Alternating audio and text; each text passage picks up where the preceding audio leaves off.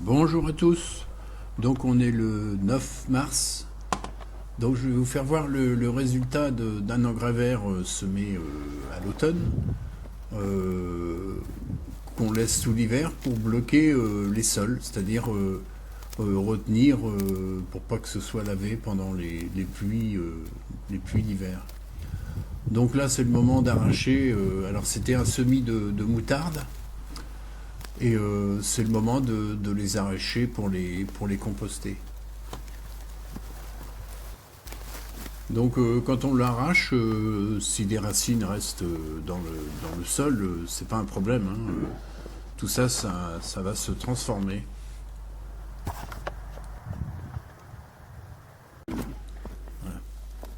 Donc voilà, on arrache tout ce qu'on peut arracher avant de soit faire un coup de grelinette, ou parce que la terre est complètement légère. On va voir ça un peu plus tard. Et surtout, on a nos amis en dessous qui sont les vers de terre. Regardez les racines axiales. Donc ce sont des racines axiales qui vont très profond dans la terre et qui permet à l'eau de pénétrer vos sols. Donc là, on peut voir au ras du sol le travail des vers de terre, tous les trous et des racines. Et en même temps, on voit que ça a bloqué des feuilles d'automne, des feuilles de chêne. Donc les vers de terre se régalent avec tout ça. Regardez avec quelle facilité la bêche, enfin la fourche bêche s'enfonce. Et on va voir une terre, ce qu'on appelle une terre couscous, une terre granuleuse, où le légume n'a plus qu'à regarder. Et évidemment, les vers de terre sont là, dessous. Hop, en voilà un, en voilà deux, etc. Donc on peut voir la terre, vraiment, on n'a aucun effort pour l'affiner. Donc on va voir un peu plus loin que le nombre de vers de terre est énorme, hein. Donc voilà, il y en a des quantités. Donc ça, ce sont nos alliés. Et on peut voir comme la terre est toute fine, les légumes n'auront aucun problème à pousser cette année dans une terre aussi légère. Il ne faut pas oublier qu'ici c'était un champ de maïs avant.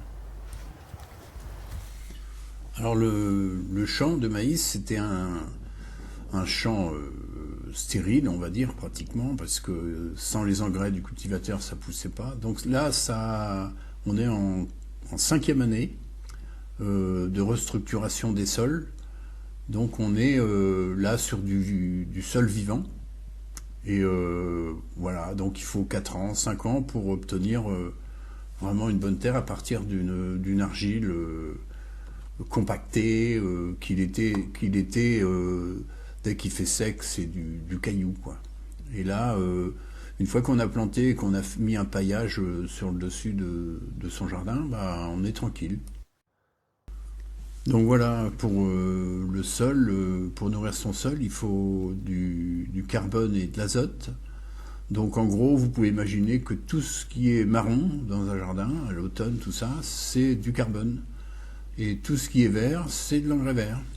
C'est pas obligé que ce soit de la moutarde, etc. Et surtout, c'est de l'azote. Donc il suffit de couper, de déchiqueter pour le mettre dans le jardin ou dans un tas de compost. Alors votre seau de compost aussi, hein, il peut aller directement sur le sol en l'étalant, recouvert d'un peu de paille. Donc on fait tout ça et la nature, les animaux, la biodiversité des sols s'en occupent, s'en chargent, les consomment. Et du fait de leurs excréments, vous font une très bonne terre où vos légumes se font plaisir à pousser. Donc voilà, comme j'ai fait une vidéo, la vidéo d'avant, vous pouvez voir où je fais de la paille de miscanthus.